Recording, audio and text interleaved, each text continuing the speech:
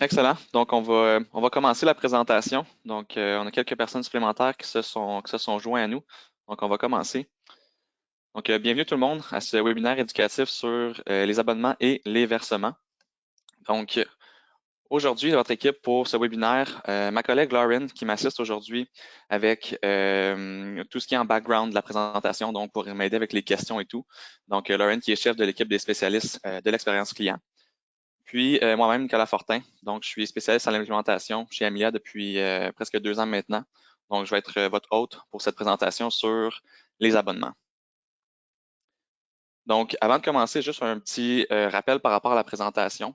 Suite à celle-ci, en fait, on va vous envoyer un courriel pour faire un petit retour sur la présentation d'aujourd'hui, puis répondre aux questions qu'on n'avait pas eu la chance de répondre durant la présentation.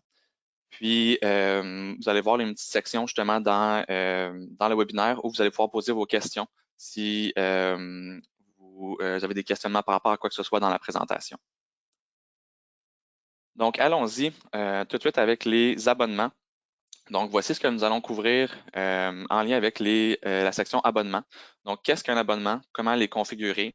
On va voir également qu'est-ce que le prorata, puis comment ça peut influencer nos abonnements. On va voir des meilleures pratiques, donc des pratiques courantes en lien avec l'utilisation de nos abonnements. On va également voir comment modifier le jour de facturation, le prix, donc à travers quelques petites vidéos, quelques façons de faire différentes, puis comment mettre un abonnement en pause. On va voir comment les rabais vont influencer nos abonnements. Puis, à quoi s'attendre autant en tant qu'administrateur que en tant que client lorsqu'on utilise des abonnements dans notre compte Amelia. Puis finalement, on va voir comment annuler ceux-ci, donc comment annuler un abonnement autant pour le client que pour un administrateur. On va finir avec la foire aux questions, donc plusieurs questions qui reviennent souvent, notamment avec notre équipe d'expérience client. Donc plusieurs questions qui viennent souvent, on va voir les réponses à ces questions-là. Puis, dans notre deuxième section du webinaire, on va voir les versements. Donc, comment configurer un plan de versement, comment en créer un personnalisé dans le compte d'un client, comment modifier ou supprimer des paiements qui ont des paiements post-datés. Puis, encore une fois, à ce qu'on peut s'attendre du côté des clients. On va également toucher rapidement sur les rapports. Donc, comment comment on peut utiliser les rapports par rapport à nos versements. Puis, une fois en question, encore une fois. Donc, les questions qui reviennent souvent en lien avec nos versements. On va terminer avec les différences majeures en fait entre les abonnements et les versements. Donc, c'est deux concepts qui se ressemblent beaucoup, mais il y a quelques différences qui sont importantes de couvrir. Donc, allons-y sans plus tarder avec les abonnements. Donc, tout d'abord, si la fonctionnalité d'abonnement mensuel n'est pas encore activée dans votre compte Amelia, dans votre boutique, vous pouvez aller juste ici dans Appli. Puis, en cliquant juste là, vous allez pouvoir accéder à cette page. Et si vous tapez abonnement dans la barre de recherche, vous allez pouvoir trouver ce module-là, abonnement mensuel. Simplement cliquez ici pour l'activer, puis vous allez pouvoir commencer la configuration là, de vos abonnements. Donc, au niveau des abonnements, premièrement, qu'est-ce que c'est qu'un abonnement dans Amelia? Donc, tout d'abord, on peut décrire les abonnements comme des affiliations avec une facture mensuelle récurrente. Donc, c'est un abonnement qui peut avoir une date d'expiration, mais c'est également quelque chose qui peut être sans fin. Donc, la fin d'un abonnement pourrait arriver seulement quand soit le client décide de l'annuler ou quand l'organisation décide de terminer cet abonnement-là, puis d'en créer un nouveau, par exemple. Et au niveau de comment lier un abonnement à une activité, on peut rendre obligatoire l'achat pour s'inscrire à certaines activités spécifiques dans notre boutique. Donc, par exemple, si on regarde dans la section droite, on voit une image où on a nos abonnements. Donc, ceux-ci vont se retrouver dans la section affiliation, donc avec les autres affiliations ou membership que vous avez dans votre boutique. Puis, on peut même générer une carte, donc une espèce de carte de membership reliée avec cet abonnement-là. Donc, on peut le voir là à droite, le prix s'affiche par mois pour nos abonnements, vu que c'est une mensualité qu'on paye. Donc, voici une petite vidéo pour vous expliquer comment on fait la configuration d'un abonnement. Donc, quand on est dans notre boutique Amelia, dans notre section de gauche, on peut aller dans Affiliation. Puis, quand on va cliquer sur Nouvelle affiliation, c'est là qu'on va pouvoir commencer la création, la configuration de notre abonnement. Donc, on clique sur le bouton bleu, puis sur Abonnement pour commencer la configuration. On peut commencer par lui donner un nom. Donc, dans ce cas-ci, je l'appelle Club Fitness. Puis une petite description, donc juste une description pour que les clients qui veulent acheter cet abonnement-là sachent à quoi s'attendre, à quoi ils vont avoir droit en achetant cet abonnement. Si on descend un petit peu, on voit la section étiquette. Donc, ça va être dans cette section-là qu'on va pouvoir relier notre abonnement avec une étiquette qu'on va avoir créée préalablement. Donc, dans ce cas-ci, vu que c'est fitness, je vais la relier avec une étiquette fitness qui va faciliter l'expérience d'achat pour le client. Quand est-ce que l'abonnement va être visible dans la boutique? Donc, on peut le mettre visible immédiatement, donc tout de suite après la configuration. On peut décider une date précise, donc ça va être visible avec une date que je vais décider, donc par exemple le 1er décembre. On peut décider également de le mettre non visible dans la boutique. Donc, lorsque notre abonnement est non visible dans la boutique, il va être disponible à la vente uniquement s'il est lié à une activité. Donc, quand je vais vouloir acheter cette activité-là dans la boutique, le système va me dire que je dois acheter un abonnement pour pouvoir participer à l'activité. Donc, c'est un peu le comportement qu'on voit ici lorsqu'on clique sur non visible dans la boutique. Puis, on a la dernière option de non disponible dans la boutique. Donc, il va être non disponible à la vente, puis non disponible dans la boutique. Donc, les clients pourront tout simplement pas se le procurer.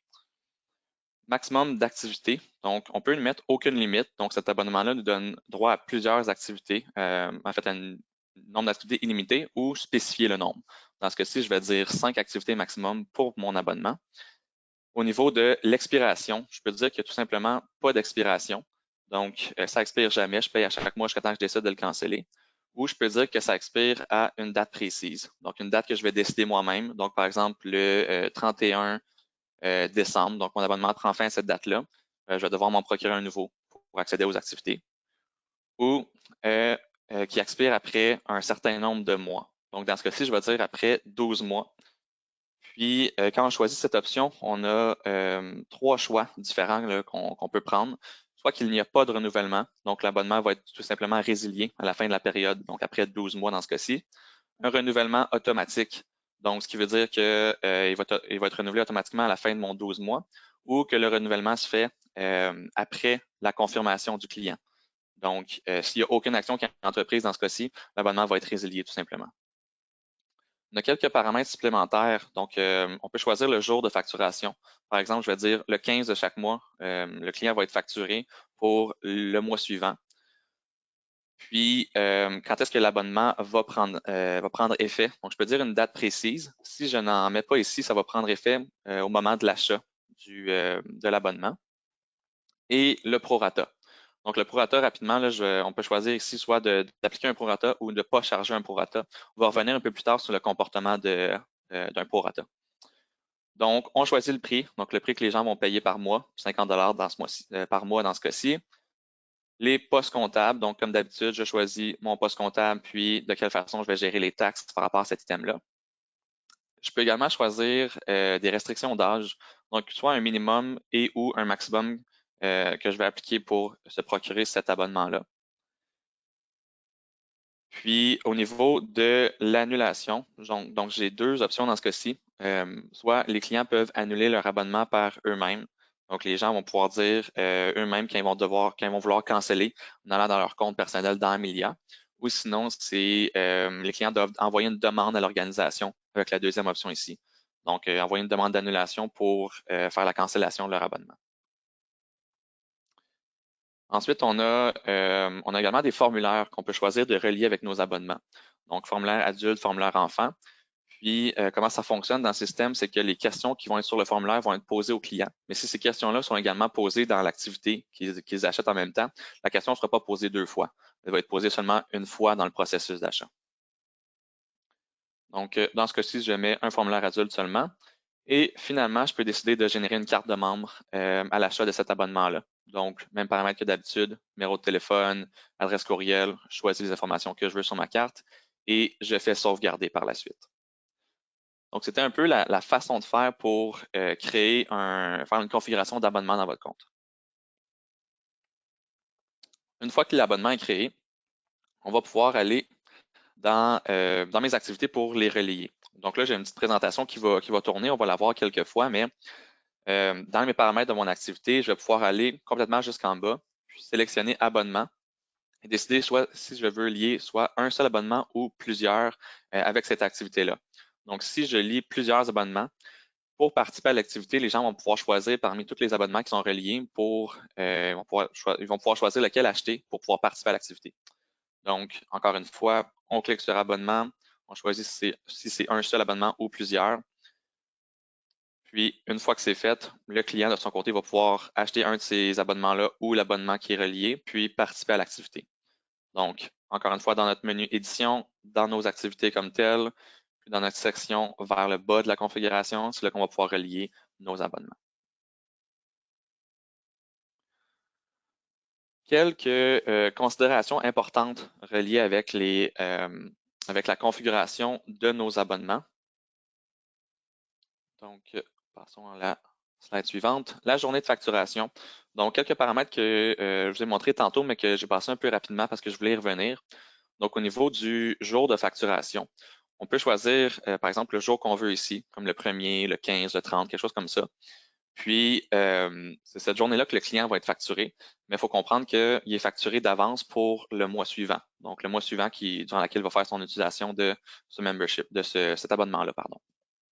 Même chose au niveau du moment où l'abonnement va prendre effet. Je pourrais décider de vendre cet abonnement-là aujourd'hui, puis qu'il prenne effet seulement dans un mois. Donc, les gens pourraient se le procurer d'avance, mais ils ne pourraient pas s'inscrire ou participer aux activités d'avance vu que l'abonnement prend effet à une date précise. Puis ensuite, nos paramètres au niveau du prorata. Donc, on a deux options. La première qui est le prix sera calculé au prorata en fonction de la date d'effet et de la date d'expiration. Puis notre deuxième qui est ne pas charger au prorata. Donc, les clients paieront le prix complet d'abonnement basé sur la date d'achat et le jour de facturation. Donc, on a une autre présentation pour ça. Donc, dans le fond, juste celle-là ici, notre prix au prorata. Donc, on va avoir un exemple un petit peu plus bas. En fait, comment on calcule ce prix au prorata-là? Ça va être le prix comme tel, ma mensualité, qui va être multiplié par le nombre d'occurrences restantes dans le cycle, divisé par le nombre d'occurrences totales dans le cycle. Donc, cette division-là multipliée par le prix de notre mensualité. Donc, voici un petit exemple pour nous situer par rapport à l'utilisation du prorata. Donc, par exemple, sur un mois qui a 30 jours, par exemple, si on était le 20, donc il reste seulement 10 jours à mon mois. Donc, ce que je vais prendre, c'est une activité, par exemple, de 30 dollars. Je vais juste envoyer tout ça ici. Donc, il me reste 10 jours sur un mois qui a 30 jours, puis le prix de la mensualité est de 30 dollars. Donc, mon prix au prorata pour quelqu'un qui va l'acheter le 20 lui donnerait un 10 dollars. Donc, dans le fond, le tiers du prix, vu qu'il reste seulement le tiers du mois pour l'utilisation de cet abonnement-là. Donc, ça peut être quand même sembler complexe comme calcul, mais ici, on l'a essayé de simplifier avec des chiffres qui vont rendre ça simple dans le fond. Donc, sur 10 jours qui me restent, sur mon mois de 30 jours, un coût total de 30 dollars par mois, ça me donne un coût de 10 dollars lorsque je vais l'acheter. Ensuite, voici quelques pratiques courantes au niveau de l'utilisation de nos abonnements. Donc, tout d'abord, on a pour un usage unique. Donc, par exemple, si moi, je suis inscrit au gym à côté de chez moi, ça me coûte une mensualité. Donc, je peux payer, par exemple, 15, 20, 30 dollars par mois pour accéder à ce gym-là. Donc, ça pourrait être un abonnement.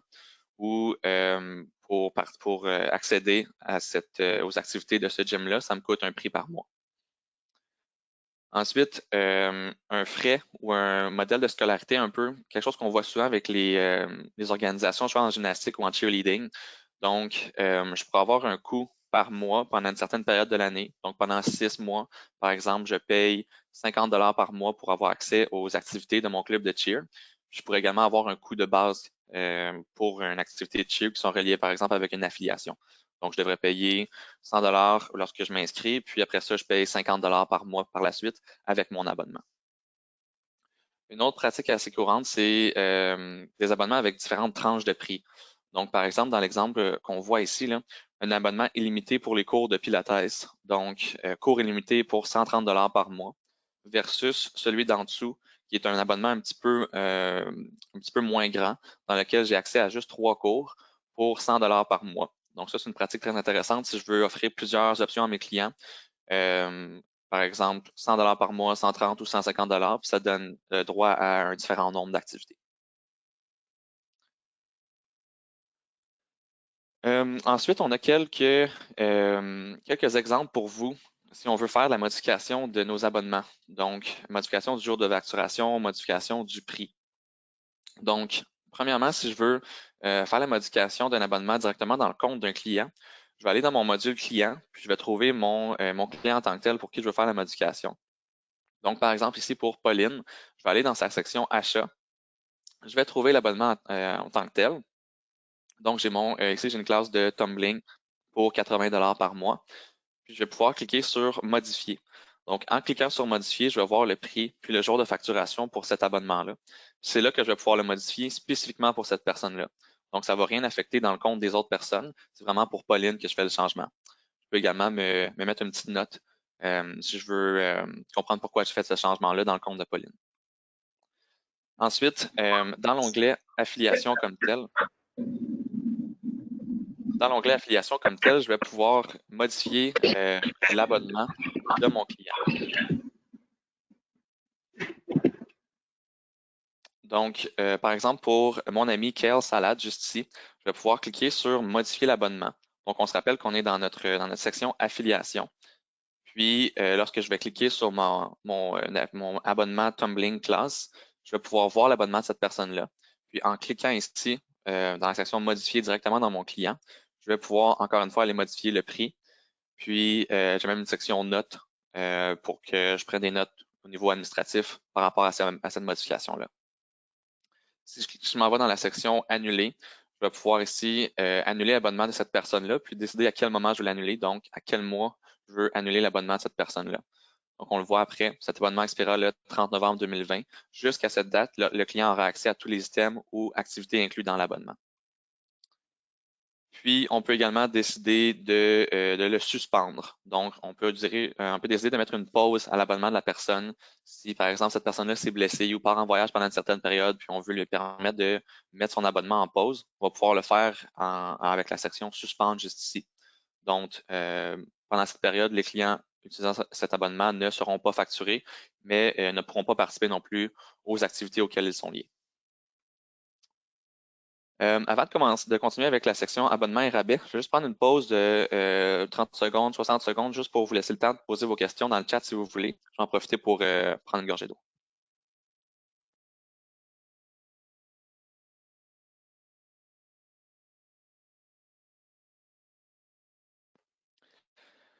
Donc, poursuivons avec les abonnements et la façon que les rabais peuvent les influencer. Donc, on voit ici tous les différents types de promotions ou de rabais qu'on offre dans Amelia. Puis, on voit lesquels qui peuvent être utilisés.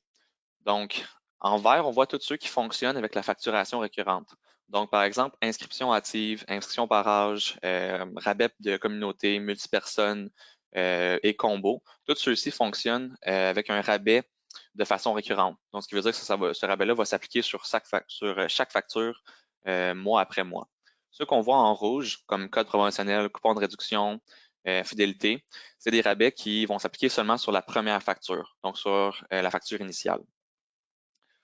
Donc, comme je viens de le mentionner, tous les rabais, sauf affiliation requise, peuvent être appliqués aux abonnements au moment du paiement, puis quelques-uns également pour les factures récurrentes.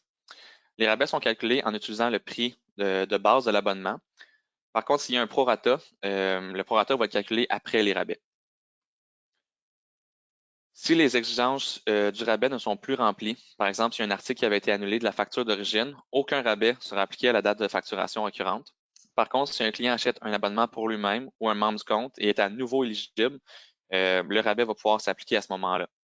Donc, par exemple, pour un multipersonne, donc c'est un rabais qui va être appliqué sur ma facture s'il y a plusieurs personnes qui achètent cet abonnement-là. Donc, dans ce cas-là, le rabais va s'appliquer, mais si une des deux personnes décide de canceller son abonnement, le rabais va être aussi enlevé sur la deuxième personne puisqu'elle ne remplace plus les conditions pour obtenir ce rabais-là. Comme on le mentionnait ici, si on rajoute quelqu'un d'autre finalement sur la facture, dans la facturation, en fait, le rabais va pouvoir s'appliquer à nouveau. Puis là, les deux personnes vont obtenir le rabais sur leur abonnement, sur chaque facture. Donc, on est rendu à la section à quoi s'attendre. Donc, autant du côté du client que du côté des administrateurs. Commençons du côté des clients. Donc, quand vous allez faire la configuration de vos abonnements, puis que vous allez les afficher ensuite en ligne, les clients vont pouvoir voir ça juste ici. Donc, par exemple, pour une activité qui s'appelle Tonifier avec le Zumba, on voit une espèce d'échelle de prix. Donc, pour participer à cette activité-là, ça va vous coûter quelque chose entre 80 et 100 dollars par mois, tout dépendamment de l'abonnement que vous allez choisir en vous inscrivant. Donc, si je clique sur le petit plus pour m'inscrire à cette classe-là, le système va automatiquement me proposer un des abonnements qui est relié avec cette activité-là. Donc, dans ce cas-ci, ce serait un abonnement Zumba et Pilates à 100 dollars par mois ou seulement Zumba pour 80. Donc, un peu comme on mentionnait tantôt, ça, c'est une des pratiques courantes avec différentes tranches de prix pour s'inscrire à des activités. Sur la facture du client, donc dans le processus d'achat, la personne va voir qu'elle s'inscrit à l'activité de fitness aérobie Zumba.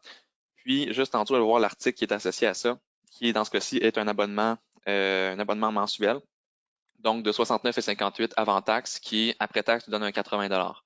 Donc, la personne va payer 80 dollars à chaque mois pour participer à cette activité-là. Pour les administrateurs, à quoi s'attendre pour ceux qui gèrent les comptes des clients? Donc, dans la section facturation du client, on va voir un peu le détail comme suit. Donc, achat en ligne de 60 dollars, puis paiement électronique via Amelia pour l'achat et le paiement initial. Donc, ça, c'est au moment de la transaction initiale lorsqu'on s'achète cet abonnement-là. Puis, ensuite, quand on va avoir des paiements à faire à chaque mois, on va avoir des paiements récurrents. Puis, ce qu'on va voir, ça va être paiement électronique via Amelia pour facture d'abonnement. Donc, un 60 dollars pour ma mensualité, puis on voit le paiement qui est passé au même moment, donc automatiquement sur la carte de crédit du client. Détail de la facture récurrente. Donc, on a une petite idée ici de qu'est-ce que ça a l'air pour sur une facture quand on veut avoir un petit peu plus de détails.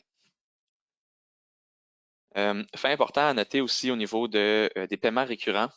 Quand, par exemple, si moi je faisais une transaction en tant qu'administrateur dans le compte d'un client, on verrait mon nom apparaître ici, donc créé par Nicolas Fortin, par exemple.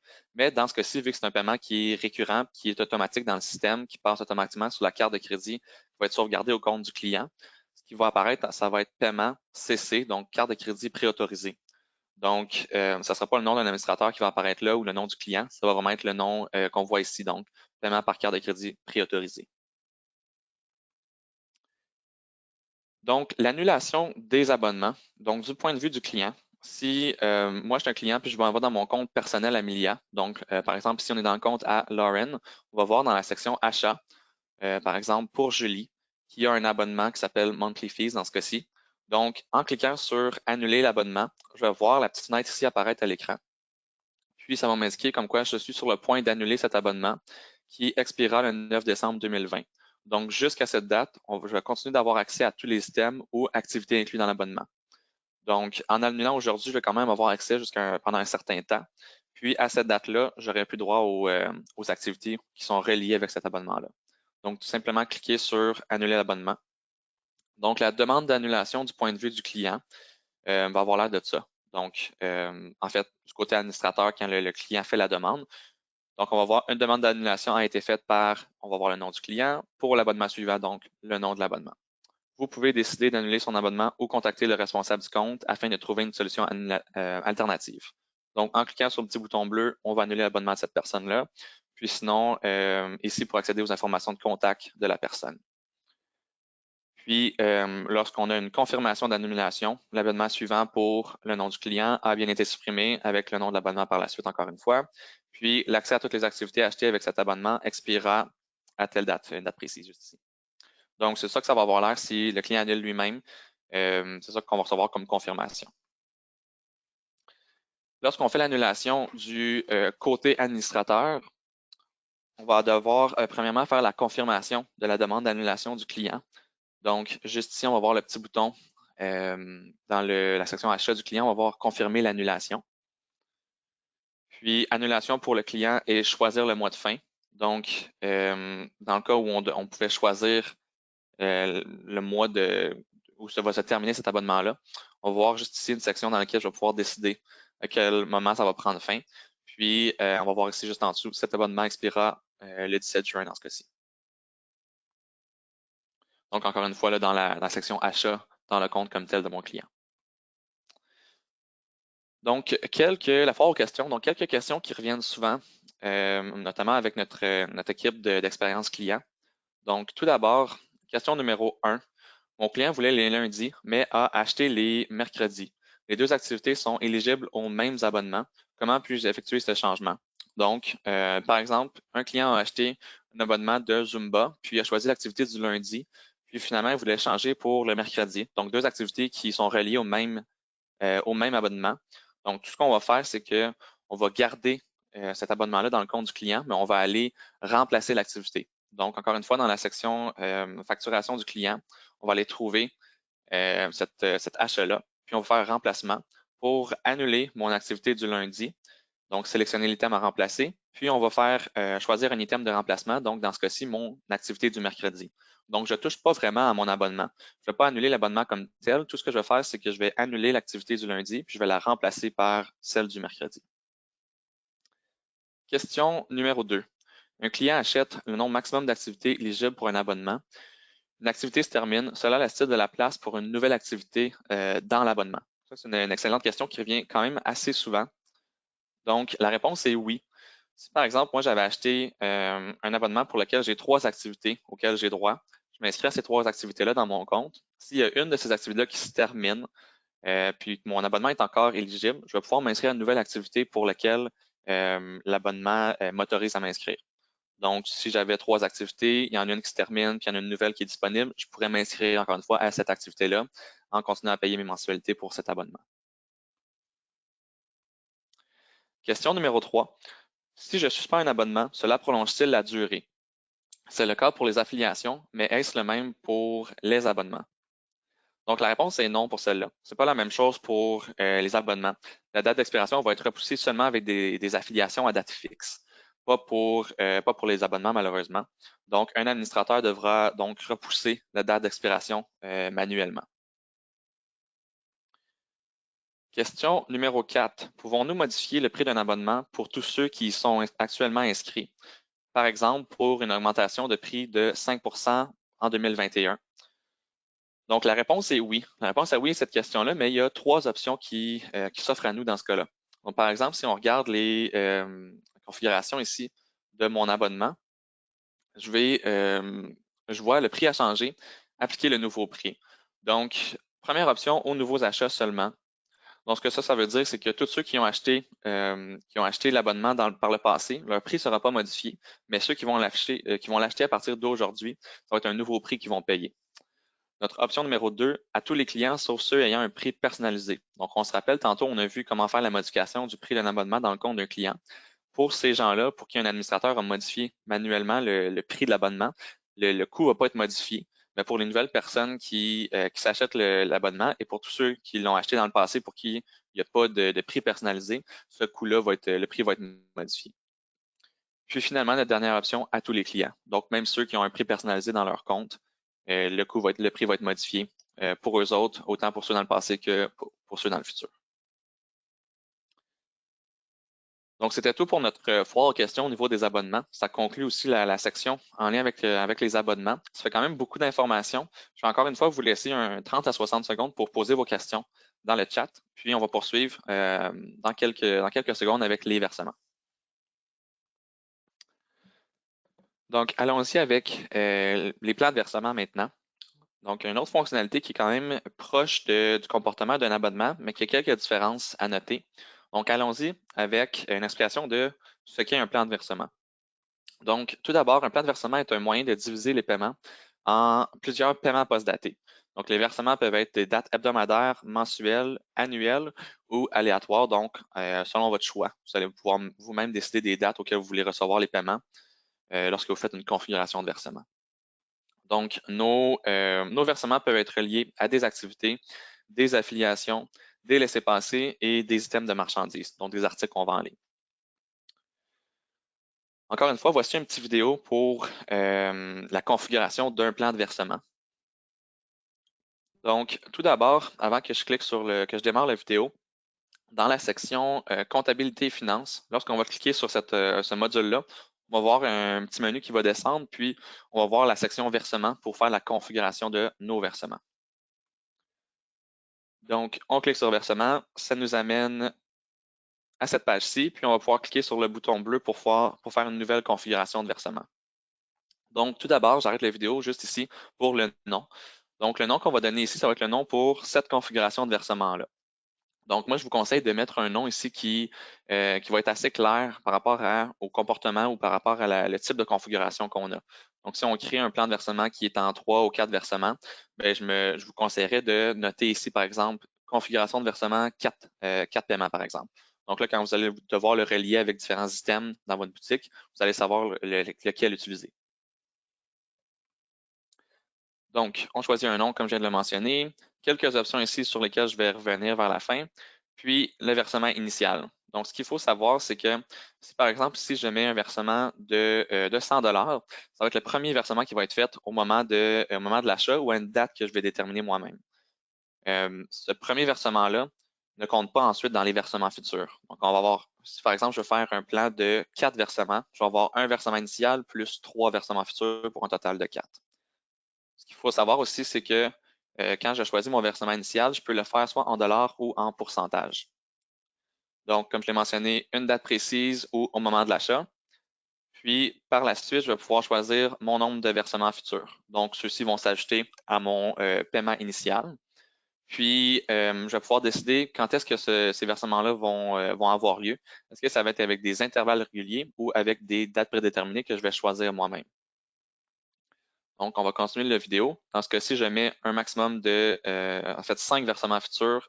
Ça a l'air un peu de ça si je fais des dates prédéterminées versus des intervalles réguliers dans lesquels je vais pouvoir dire, OK, mon intervalle régulier va être un versement à chaque mois. Puis je vais pouvoir choisir le jour de ce versement-là. Est-ce que ça va être en fonction du jour de l'achat ou à des jours fixes? Donc, mettons le jour de l'achat, si on est le 19 du mois, puis je l'achète aujourd'hui, ben, le 19 du mois suivant, puis le mois d'après, au 19 également, c'est là que je vais avoir mes paiements qui vont passer automatiquement. Tandis que si je choisis jour fixe, ben, ça va être à ces jours-là que le paiement va passer sur ma carte de crédit.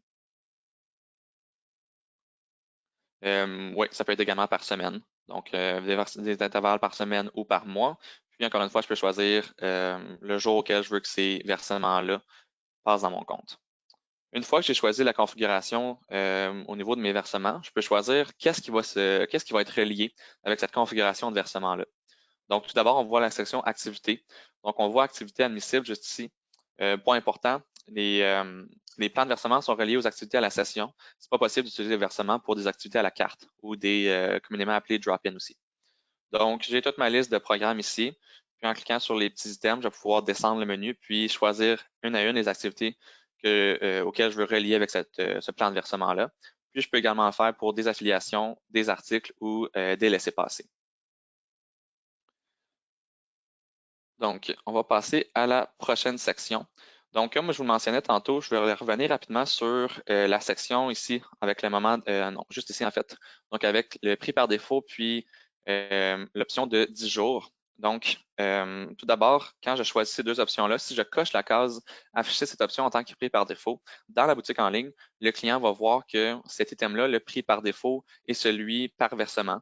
Donc, la personne ne verrait pas le prix total de l'item, mais serait proposé le prix relié au versement. Donc, si je ne coche pas la case, ça va être le prix total de l'item qui va être affiché dans la boutique. Puis notre deuxième option, permettre que le premier versement puisse être prévu dans les 10 jours suivant la date d'achat. Donc, dans ce cas-ci, je vais juste activer la vidéo pour vous le montrer. Donc, dans ce cas-ci, ça va faire en sorte que si je paye aujourd'hui le 19, puis que j'ai un autre paiement qui passe le 25 du mois, ça va permettre que ces deux versements qui sont très proches l'un de l'autre soient facturés au client.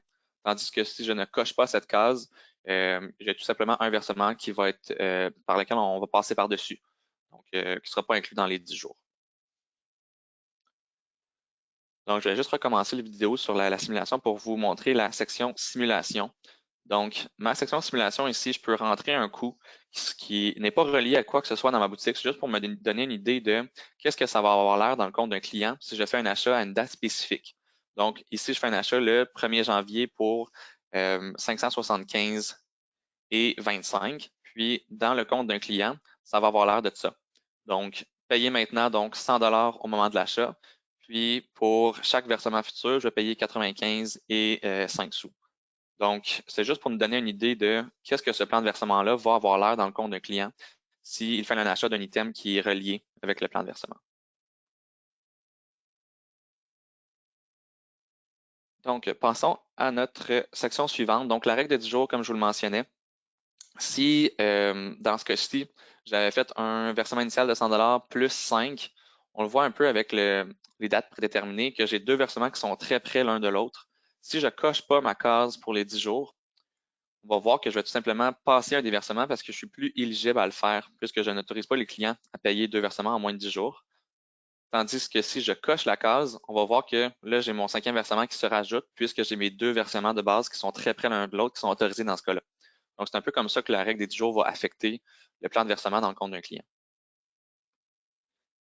Comment créer un plan de versement personnalisé pour un client?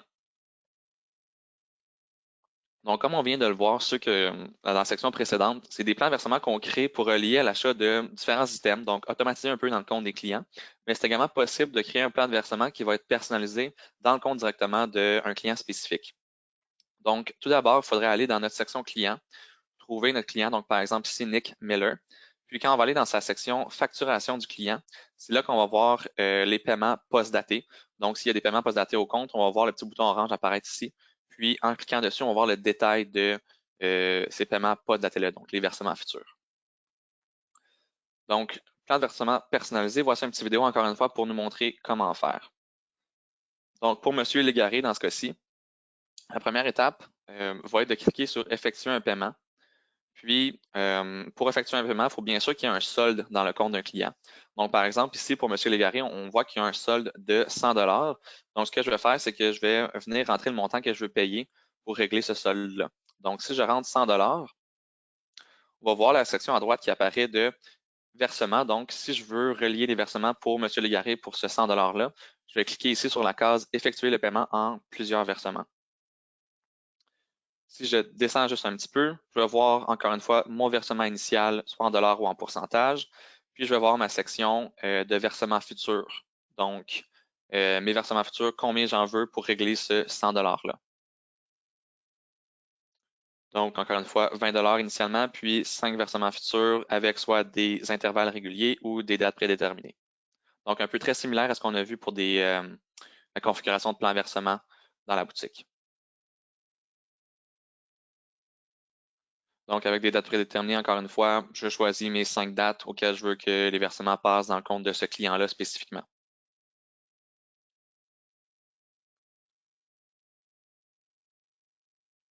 Donc, on va juste terminer la configuration de ces dates prédéterminées-là.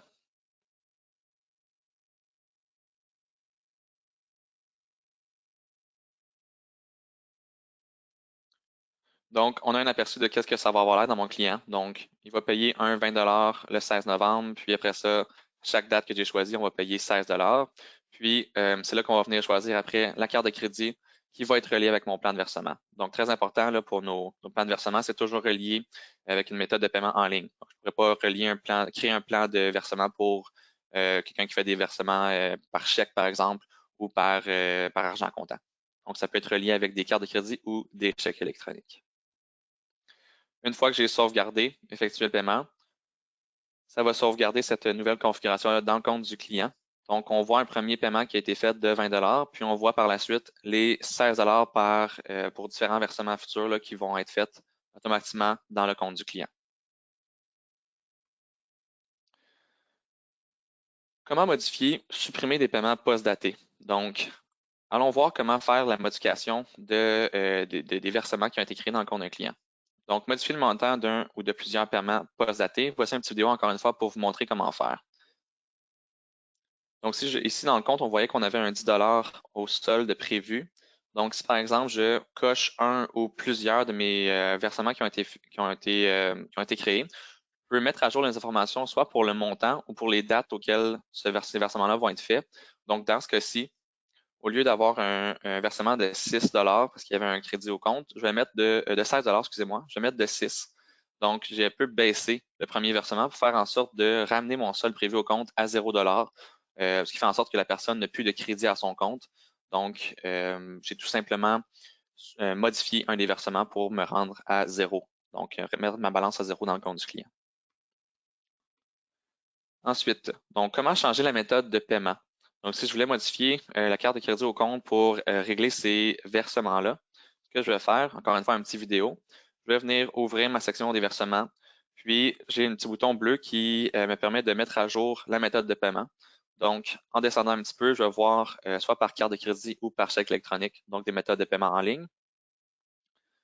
Puis, je vais pouvoir décider, on voit les informations de la première carte qui avait été sauvegardée, mais je vais pouvoir cliquer sur Utiliser une autre carte pour modifier les informations de carte de crédit pour les versements futurs dans le compte de M. Légaré dans ce cas-ci. Donc, tout simplement, entrer les informations de base. Donc, le nom du détenteur, le numéro de la carte, date d'expiration, CVV, puis les adresses de mon client. Je peux également me rajouter un commentaire administratif, puis décider si je veux envoyer une confirmation ou non à mon client suite à cette opération-là.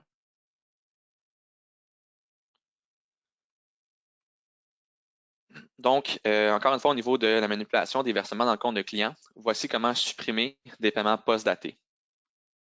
Donc, un petit vidéo, encore une fois, on ouvre la section paiement post-daté, on sélectionne le ou les paiements qu'on va modifier. Puis, je vais juste faire une petite pause juste ici. Oups. Donc, en cliquant sur en sélectionnant le petit bouton Annuler les paiements, on va voir la fenêtre ici qui va apparaître. Êtes-vous certain de vouloir annuler ce versement? Donc, un versement de 16 pour le 15 janvier. Juste à cliquer sur le bouton Annuler le ou les paiements pour canceller ce versement-là.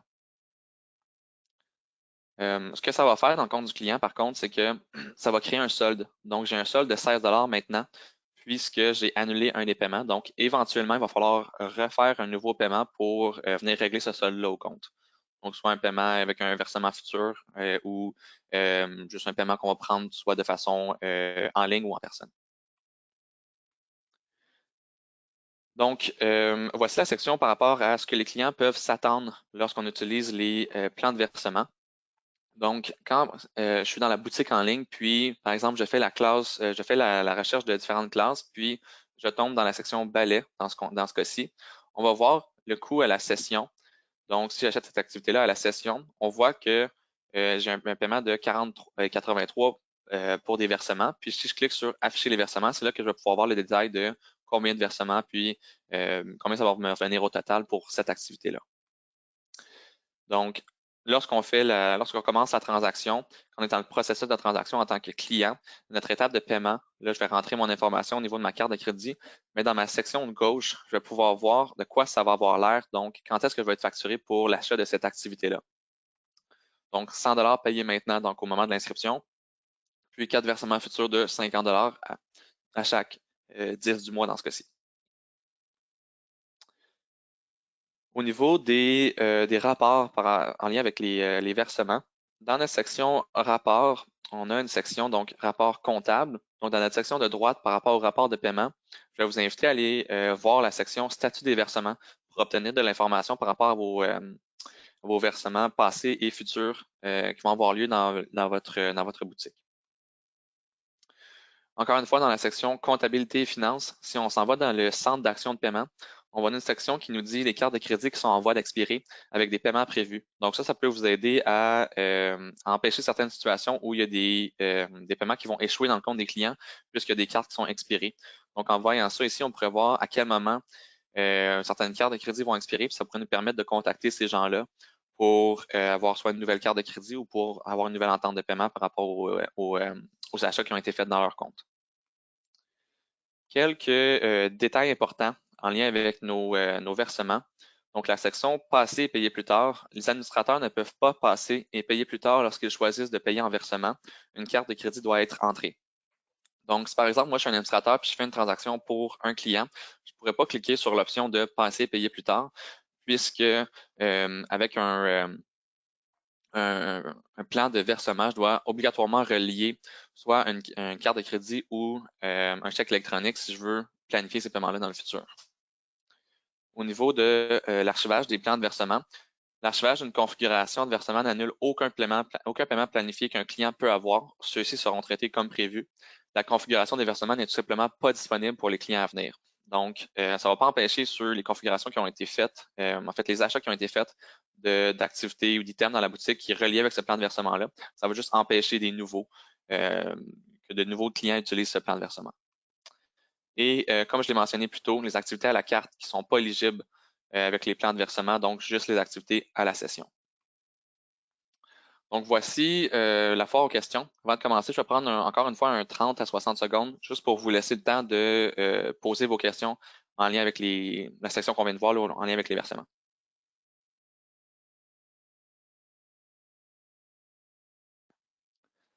Donc, continuons avec les différentes questions qui reviennent souvent en lien avec l'utilisation des versements. Donc, tout d'abord, question 1. Quand est-ce que les paiements post-datés sont-ils traités? Donc, les versements par carte de crédit sont traités à environ 4 heures, heure de l'Est, donc à la date prévue. Donc, vers 4 heures du matin, la journée du versement, c'est là que le paiement va se faire avec la carte de crédit du client. Puis, les plans de versement qui sont reliés avec des chèques électroniques vont être traités à environ 14 heures, donc après 2 heures de l'après-midi, encore une fois à l'heure de l'Est. Question numéro 2. Que se passe-t-il si un paiement échoue? Donc, tout d'abord, on va voir dans la section des paiements post-datés, comme on a vu un peu tantôt, on va voir le statut qui va être refusé. Puis la raison du refus, on va le voir ici, que la carte de crédit a été refusée, par exemple, parce qu'elle n'est plus valide. Donc, c'est là qu'on va pouvoir voir le détail. Puis ce que ça va faire en sorte, c'est que vu qu'il n'y a pas de paiements qui sont passés ces journées-là, ça va créer un solde au compte du client. Donc, un solde qui va devoir être réglé éventuellement d'une autre façon. Donc, en prenant une nouvelle entente de paiement, par exemple, avec ce client-là. Puis, important de savoir aussi que le client, on envoie, automatiquement, il y a un envoi qui est fait au client pour lui mentionner comme quoi ce paiement-là n'a pas passé à son compte. Question numéro 3. Un crédit peut-il être utilisé lorsque je choisis de payer en versement? Donc, malheureusement, il n'y a pas de crédits qui peuvent être utilisés par le client lui-même lorsqu'il veut faire l'achat d'une activité qui est reliée avec un plan de versement.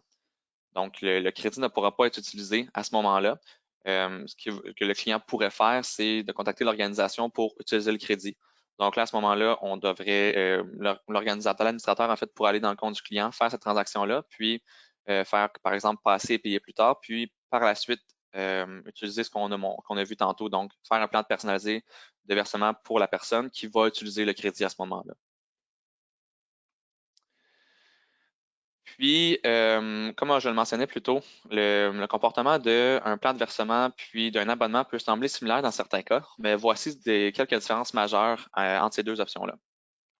Donc, tout d'abord, la facturation. Donc, pour les abonnements, c'est une facturation puis un paiement mensuel. Donc, une seule facture pour laquelle on va avoir, excusez-moi, une facturation qui va avoir à chaque mois, puis des paiements qui vont avoir lieu également à chaque mois selon la configuration de notre abonnement. Donc, on va avoir une facture à chaque mois qui va être générée au compte du client versus un abonnement qu'on a une seule facture au moment de la transaction, puis plusieurs paiements qui vont passer dans le compte du client. Au niveau de la carte de crédit, donc, avec les abonnements, les clients doivent enregistrer leur carte de crédit dans leur compte. Donc, avec notre fonction là, dans Amelia de sauvegarder la carte de crédit au compte, c'est ça que les clients vont devoir faire pour utiliser les abonnements versus le versement. Il n'y a pas de carte de crédit. C'est pas nécessaire d'enregistrer la carte de crédit au compte pour les versements. C'est simplement l'information qui est sauvegardée vu qu'on génère juste une facture, puis le paiement qui va passer avec les paiements futurs, en fait. Puis, les clients doivent contacter les administrateurs pour modifier les paiements ou la méthode de paiement. Donc, le client ne pourra pas lui-même aller changer l'information de sa carte de crédit si elle va expirer. Il faut contacter l'organisation dans ce cas-là. Au niveau des coûts, par exemple, pour nos activités à la session, si j'ai une activité qui est reliée avec un abonnement, le coût de mon activité comme tel devra être 0 puisque le prix que les gens vont payer va être associé à leur mensualité de l'abonnement. Donc, mon activité va être à 0 puis dans les paramètres de mon activité comme telle, je vais avoir l'abonnement qui va être relié, donc le ou les abonnements possibles reliés avec cette activité-là. Puis le comportement pour un plan de versement, on prend le montant total de l'article puis on le divise par le nombre de versements prévus dans la configuration qu'on a faite. Puis comme on le mentionnait plus tantôt, les abonnements peuvent être utilisés pour plusieurs activités dans un seul compte. Donc, par exemple, je pourrais acheter juste un abonnement, puis cet abonnement-là pourrait me permettre d'avoir plusieurs activités différentes, dépendamment du nombre d'activités maximum que je spécifie dans la configuration de mon abonnement. Tandis que pour les versements, il y a seulement une configuration qui peut être reliée à un article. Donc, quand je mentionne article, juste ici, là, ça peut être un article de marchandises, par exemple, mais ça peut être aussi une activité, ça peut être une affiliation ou des laissez-passer, par exemple. Donc, il y a une seule configuration qui peut être reliée avec tous ces articles-là. Donc, une configuration de versement par article. Donc, au niveau des informations qu'on a mentionnées aujourd'hui, ce qu'il faut savoir, c'est qu'on peut retrouver beaucoup d'articles dans notre base de connaissances. Donc, des articles dans notre base de connaissances par rapport à tous les comportements, par rapport à tous les systèmes qu'on a vus aujourd'hui. Donc, que ce soit par rapport à créer un abonnement, créer un versement, comment modifier ceci dans le compte d'un client. On a plusieurs articles de notre base de connaissances que vous pouvez retrouver dans Accueil pour vous aider avec ça. Puis, on a également en bas à droite de votre écran, quand vous êtes dans Amelia, il y a une section qui vous permet de démarrer une conversation avec une de nos personnes au support, donc notre équipe d'expérience client, pour vous aider avec toutes vos questions en lien avec l'utilisation des abonnements, des versements ou quoi que ce soit d'autre dans Amelia. Donc, c'est tout pour cette présentation-là. Je tiens à vous rappeler qu'il y a un courriel qui va vous être envoyé suite à la présentation pour pour vous faire un rappel par rapport à tout ce qui a été mentionné aujourd'hui, puis également pour répondre à quelques questions qu'on n'a peut-être pas eu le temps de répondre durant la